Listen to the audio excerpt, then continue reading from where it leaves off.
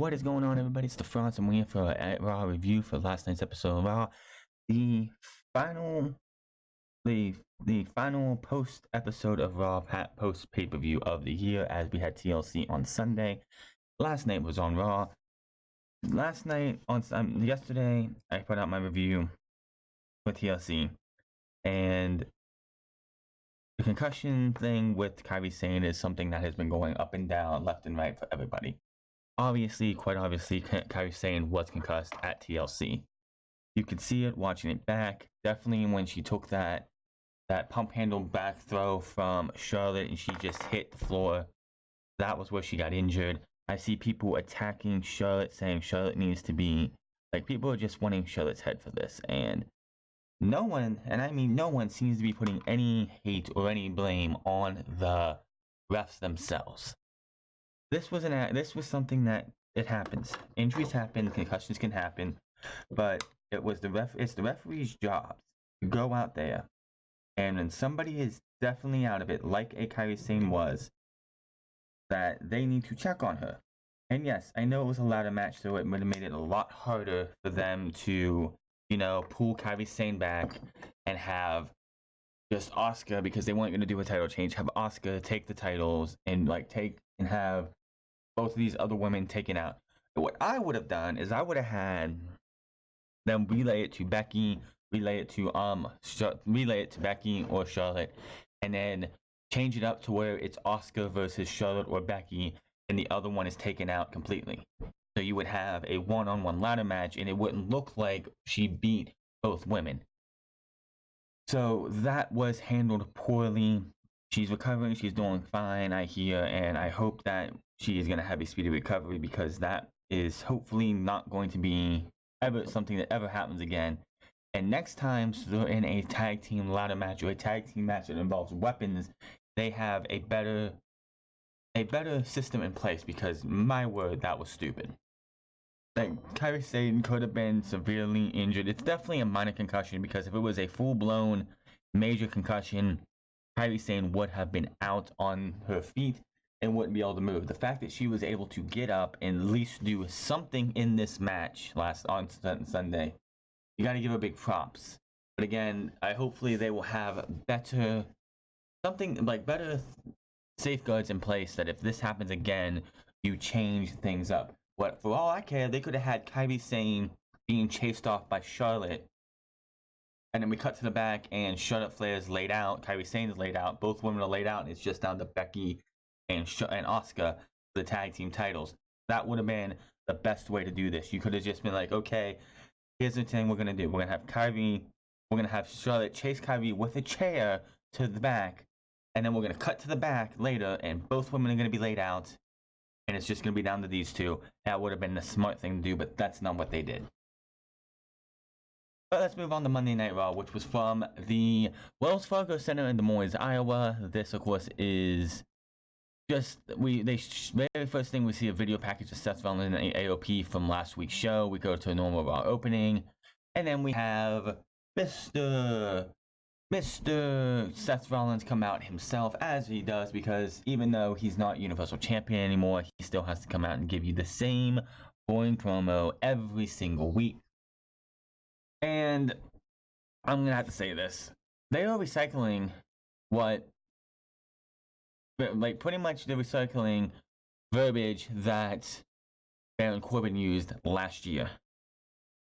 Rollins says, and I quote, "I am going to introduce the two men who have chosen to live on the right side of history, the AOP." Again, this is Baron Corbin speak from last year, because Baron Corbin, if you remember, up until I believe the night after TLC last year, was Constable Corbin, or the acting general manager, and he would always talk about how after he wins at TLC, that you need to be on the right side or the wrong side of history. So again, just rehashing what they had done last year. Rollins takes the mic and goes on about how he first came to Raw and was seen as a future for everyone. Fans, critics, people in the back, management, everyone. Then all of a sudden the mood changed and people started to question his leadership as if he had done something wrong. Gee, I don't know. Terrible booking, your attitude on Twitter and on social media, your attitude towards fans and tearing into the fans in interviews kind of didn't help you, did it?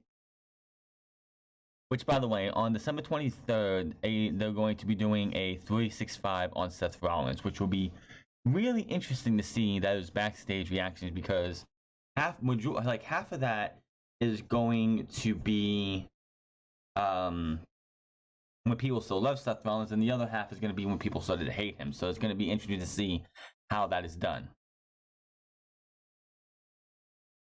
Rollins says being a leader isn't about being cool or making a popular decision. It's about making decisions for the sake of progress. That's not easy for everyone to understand, and Kevin Owens is a perfect example of that. What happened to Owens last week was tragic, but he did it to himself. Owens resisted and became an example. I've always been truthful with the fans, and that will never change. This might be hard for some to accept, but I am a leader. Bigger than that, I am a visionary, and I will be the man that leads this brand and this industry into the next decade and beyond, whether we like it or not. You are coming with me by hook or by crook. I will drag you kicking and screaming into 2020. I will impose my will. If you resist, AOP will enforce my will. Rollins says there's something else he needs to address with everyone tonight. It won't be a popular decision, but I have a score to settle, and I guarantee that one way or another, it will be settled by the end of tonight, and you guys won't like it. And I gotta warn you in advance, for what I have to do tonight, I'm sorry. Drops the mic and he walks out. So, again, typical WWE. It's not the booking's fault. It's not my attitude. It's the fans' fault. It's just so piss poor that this is everybody. This is every heel in WWE. It's not my fault. It's not the management's fault. It's the fans' fault. And here we go. Again, more. Oh, it's the fans. You guys were on my side at one time. Everybody loved me. Everyone thought I was the future of this company. And then, for some reason that I can't seem to detect, that maybe the booking's been piss poor. Maybe my attitude on Twitter and in interviews have been very, very piss poor. Somebody needs to get this guy the head into this guy's head and be like, listen, you're a detriment to yourself just as much as WWE booking has been a detriment to you as well. Viking Raiders versus the OC again. Now, nobody cared about this match. The crowd in Des Moines, Iowa was dead for the majority of this show. And we have an hour-long gauntlet match coming up later in the show. For what reason other than WWE likes to bury things into the ground? You liked the gauntlet match 2 years ago? Fine. You liked it last year? Okay. You liked it this year? Good. We'll do it time and time and time and time again. There was at least, how many? 6 gauntlet matches this year? We'll get to that later. But this was a non-title match. Who really cares? They went to a double DQ last night. And here's the question. If you're going to have a finish last night, why would you have a double DQ at the pay-per-view? Magic Killer onto one of the onto I believe Hanson, 1, 2, 3, and the OC are your winners. If you're going to have a double, why would you do a double count out on Sunday, but then have a clean finish? It was a clean finish. There was no hook, no crook, no bullshit here. This was a clean finish, and the OC are the only ones to have pinned and beat the Viking Raiders not once but twice. No one else has. So what are you getting at? Are you going to give the OC the tag team titles? It was funny because Joe jumped the gun and thought this was a title match. It's like, oh, this is new champions. And it was non-title. It was non-title. We see champions covering the air replays. Vic repeats how this was just the second loss for the Viking Raiders. The OC celebrate on the ramp as the Viking look on from the ring, still wanting to fight. They also show us the post-off footage of Sarah Schreiber trying to find out what's in Eric Rowan's pet cage. Last week, he told her to mind her business. We'll see Rowan walking backstage with the cage and back to commercial. Back from break, and AJ is celebrating with Luke Gallows and Carl Anderson in the back. AJ says now he's going to beat Randy and not just destroy him tonight, but end his career. AJ says he will see Gallows and Anderson in the winner's circle. He calls the best tag team in the world. Moving on here to Eric Rowan versus Dante Leon. Who really cares? Leon goes over to the animal cage, trying to see what's in it. He even touches the burlap sack, and Rowan chases him down. He falls on his face, gets grabbed, pulled into the ring. Iron Claw. Who really cares? I'm over this. We all know that whatever's in the burlap sack cage is going to be an absolute disappointment. So who really cares? Charlie Cruz is backstage with Andrade, and Zelina Vega says Andrade would be a favorite in tonight's gauntlet match to determine the #1 contender, the United States champion, but Humberto Carrillo is also in the match, and he has 2 wins over Andrade. Andrade responds in Spanish and walks off. Vega mocks Charlie and says the loss was the best and worst thing that happened to Carrillo, because now they can take him seriously, and when they decide to make this right to come for him, she will make sure to wear high heels so he can hear her footsteps and have time to repent. Andrade comes back over and speaks in the mic, and still in Spanish. Andrade and Vega walk off. You know, I like a heel, like a foreign heel when they speak in their native language, because it just makes them like we know Andrade can speak English. He's been taking English lessons. He's dating Charlotte Flair. He can speak English. He actually is not bad speaking English, but the fact that he can do that and decides Charlie Caruso isn't worthy of my English. I'm going to speak Spanish. The fans are not worthy of me speaking in English. I'm speaking Spanish on this. So I love that they have him do that. We get a teaser vignette for Liv Morgan's makeover. She says she's been letting people tell her how to live her life, how to act, what to wear, what to think, and now I'm going to destroy myself to let my real self flourish. Please don't make this an Emelina 2.0. I feel like this is going to be Emelina 2.0. It's like, I really hope this is not Emelina 2.0, but I have a feeling this is Emelina 2.0. So, a lot of people were expecting, oh, that doll on SmackDown looked a lot like maybe it was Liv Morgan, but the problem is that Liv Morgan is on Raw, and the Fiend and Bray Wyatt are on SmackDown. So, unless we're going to have some kind of trade to bring Liv Morgan to SmackDown, it makes no sense for people to think that she's going to be her makeover is going to lead to her being part of the Firefly Funhouse. There's been no there's been no indication that she's going to be part of the Firefly Funhouse. It just makes no sense. There's probably some other blonde or somebody on SmackDown that they could use, or maybe from NXT they can bring up if they wanted to go that route. Then we get This will never end, will it? This will never end. Lana and Lashley. Basically, she demands he proposes to her. He proposes to her. She's like, "Oh my God, this is just how I wanted you to rehearse it. Yay!" I don't care. So now they're gonna get married. It's gonna happen on the final episode of the decade. Yes. There is 2 more episodes of Raw in this decade. Next week is taped, and the week after that is the 30th. It is going to be the final. It's going to be the final WWE show of the decade. Is going to be a. It's going to be a. It's gonna be one of those. It's gonna be one of those terrible shows where we have the final episode of the decade is going to have this wedding. I hopefully say that this is it. They go, they do what they want, and we get over this. So I get the 365 documentary, which I was wrong. It's actually on Sunday, not next Monday, which would have made more sense, even though I'm pretty sure it showed in the picture on the when Seth Rollins tweeted it out, it said the 23rd, not the 22nd, but I guess I'm wrong.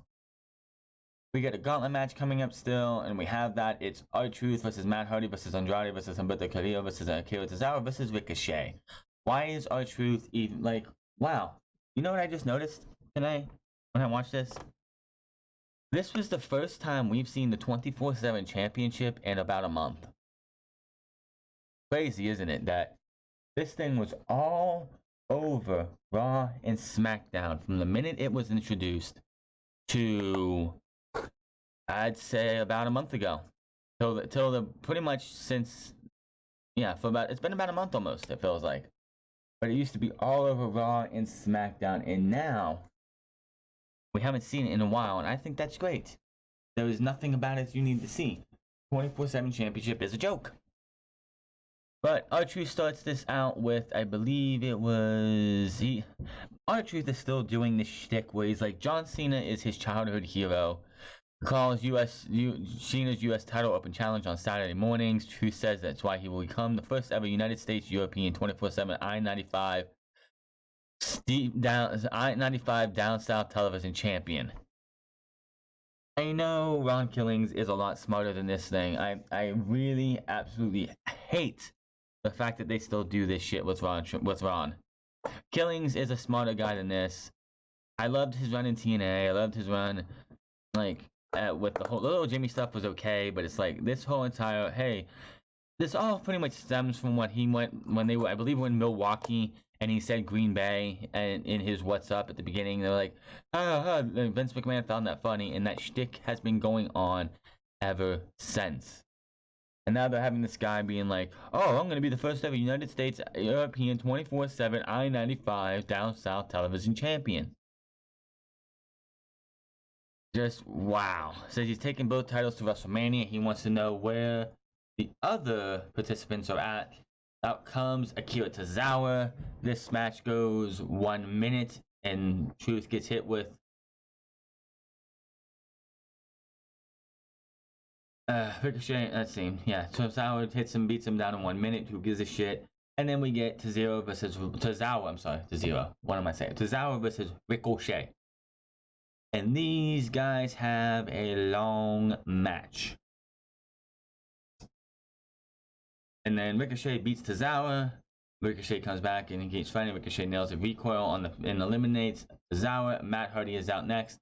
And he has a nice, decent match between him and Ricochet. Then comes, I think, was the majority of the match. I think if you look at this, I believe this entire gauntlet thing went about an hour. Ricochet and Humberto Carrillo, I swear, went at least a half an hour themselves. These guys took a long while to give you this match. And you know what sucks by the end of this entire thing? It didn't matter. It didn't freaking matter. Because Humberto Carrillo comes in, delivers a running knee to the face in the corner. Vega cheers him on. He tosses Carrillo out of the ring to the floor. He probably could have won the match. Andrade follows up and pulls the padding back out, exposing concrete on the floor. Talks trash, slaps Carrillo in the face, launches Carrillo into the barricade, goes for the double underhook DDT on the concrete, and hits it. Vega cheers on Andrade, talks some trash. Rey Mysterio comes down the ramp now. Rey checks on Carrillo as Andrade and Vega back off, walking through the crowd to show off. Checks on Carrillo. Rey calls for help to the back. Carrillo is still down on the concrete, and we go to commercial break. So we had an hour or so gauntlet match with zero finish. If I wasn't doing this on YouTube, if I wasn't trying to make this a career or anything, I would not be watching this fucking show. This was stupid. This is what you're going to do. Humberto Carrillo just had a good and hell of a raw match with Ricochet, only to be humiliated and destroyed and stretch it out against Andrade. Seth Rollins comes out. He walks past Carrillo on stage as United States Champion. Rey Mysterio walks on, is in the ring. Rey sees Rollins is carrying the steel pipe that he gave the Owens last week. Rey hits the ring to wait for a fight. Aiken and Mazar enter, and Rey gets beat down. Rollins enters the ring and says they didn't come to fight, they just found Rey's pipe and came to give it back to him. Rollins gives the pipe to Rey and tells him to have at it. AOP stopped Rey from pulling the pipe and beat him down some more. Rollins taunts Rey some more and says tonight this is lucky night. He's going to spare Rey and says Rey owes him one for this one. Then tosses the mic and goes to leave. Rey's getting up, so Rollins turns around and hits a stomp to keep Rey down. Fans boo as Rollins exits the ring with AOP. Rey is face down in the ring, and we go to replays. So Rey is a victim because he gave the pipe to Kevin Owens last week, which I guess makes sense because, yeah, he did give him the pipe last week.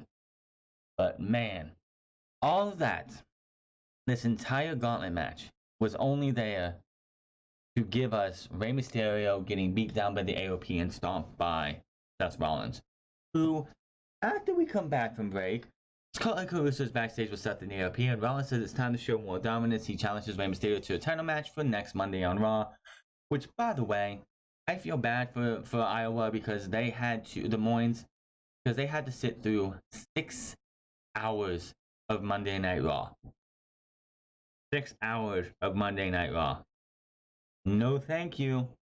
Not in one day. Asuka versus Deonna Purrazzo was our next match. And when was the last time we saw Deonna Purrazzo? Was Deonna Purrazzo, I think it's been what? She was in the Mae Young Classic, what was it, last year? Then she was a jobber in a couple other episodes of NXT, and then that was it. Why is Deonna Purrazzo and also Chelsea Green, her tag team partner, is going to be on Raw next week against Charlotte Flair? Why?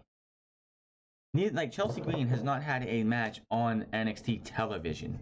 Yet Deonna Purrazzo, who hasn't had a match on television, I think, all year, is now going to be in a match with one of the tag team champions, Asuka.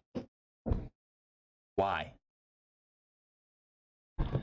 Asuka wins with a submission. Was there any other, with the Asuka lock, was there any other doubts? I still don't get why. This just shows how bad the women's division on Monday Night Raw is.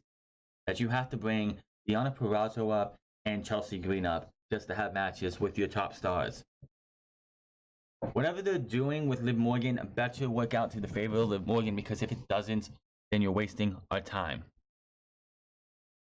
Charlie Caruso sits down in an interview with Becky Lynch. Charlie brings up the TLC main event loss to the women's tag team champions and how she's handling the loss. Becky admits she's been off and not herself in the past few months, and she's put in the tag team division. She thought at first that the powers that be were trying to bury her, but it's worse. They're trying to protect her. She's now WWE's golden goose, and they don't want that to end. When it took you that long to figure it out. Becky says they're trying to protect her from Asuka. She didn't come this far to be protected. She goes on about Asuka's success and turns to the camera and delivers a message. Asuka says she needs Asuka because Asuka is the one person she hasn't been able to beat. Asuka has her number, but she needs that change, not for the company or the title, but because Lynch needs to prove something to herself.